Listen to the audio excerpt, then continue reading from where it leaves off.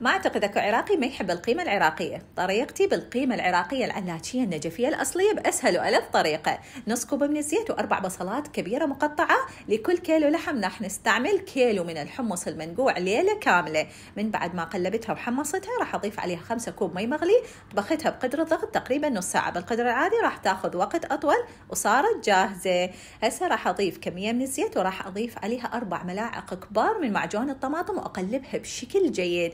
هسه راح نبدي بأهم مرحلة، هرس اللحم والحمص بشكل جيد، وراح يصير ويانا بالنتيجة النهائية على شكل عجينة متماسكة. هاي أهم خطوة. من بعد ما حمصنا المعجون راح نحمص وياها البهارات حتى تنطي كل النكهة.